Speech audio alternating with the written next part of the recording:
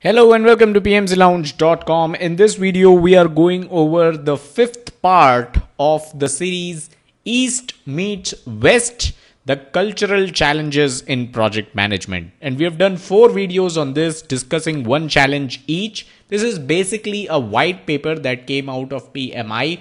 The first link in the description below is going to take you to this white paper. It is available for free for everyone. Download your own copy. No copyrights infringement intended. All copyrights acknowledged.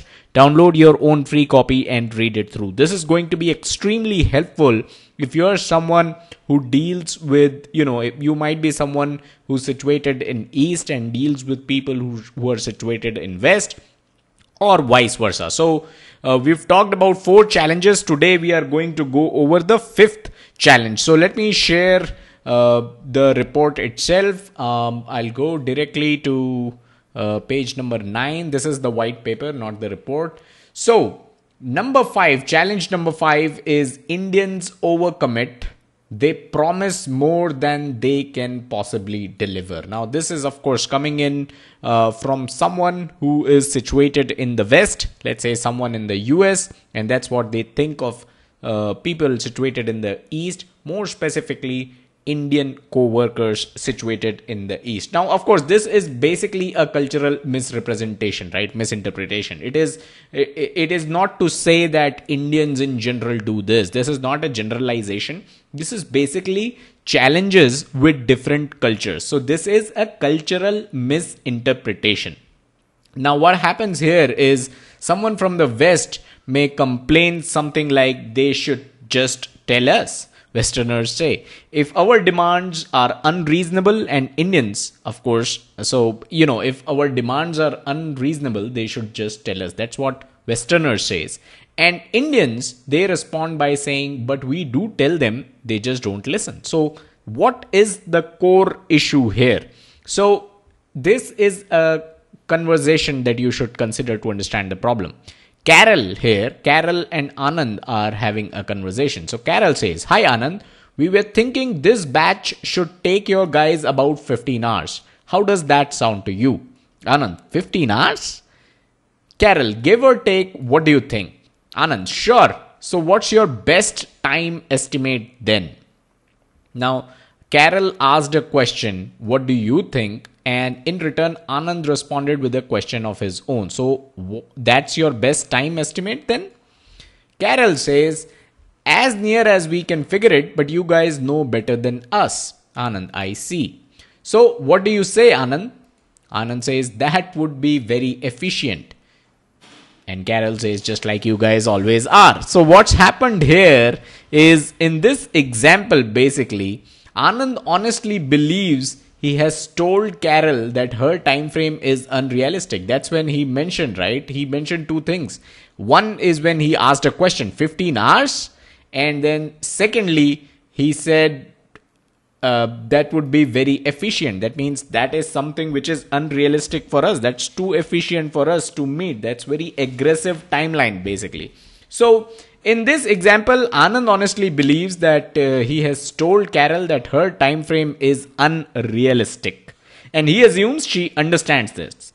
But of course, since there's a difference in culture, in Carol's world, whatever that Anand told him, it would be interpreted as something like, Anand is actually comfortable with the timeline that Carol has proposed.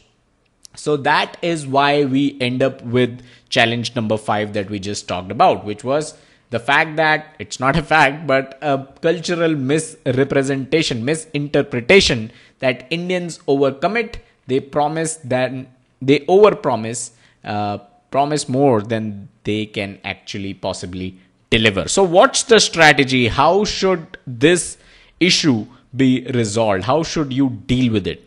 Westerners should encourage Indians to push against unrealistic assignment or timetables more directly, and they should assure Indians that this is not impolite or disrespectful in Western culture. So in the conversation that we saw between Carol and Anand, possibly Anand thought if he was going to be more direct and push back on the timetable that Carol was proposing, it would come out as impolite or disrespectful. And that's something that Westerners should encourage Indians and tell them that it is not disrespectful or impolite in the Western culture. For their part, the Carols of the world might be better off asking Anand for his estimate rather than giving theirs and then asking Anand what he thinks of it.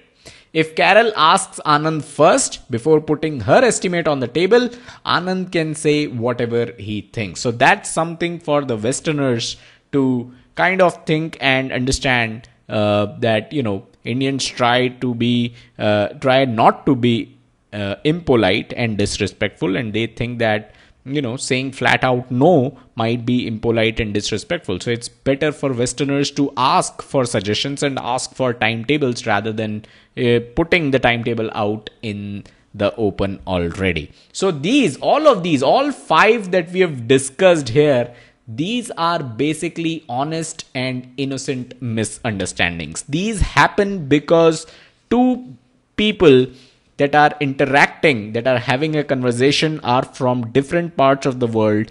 They belong to different cultures. So you as a project manager, and now we come to the end of this white paper, you as a project manager, if you are in such situation, what should you be doing?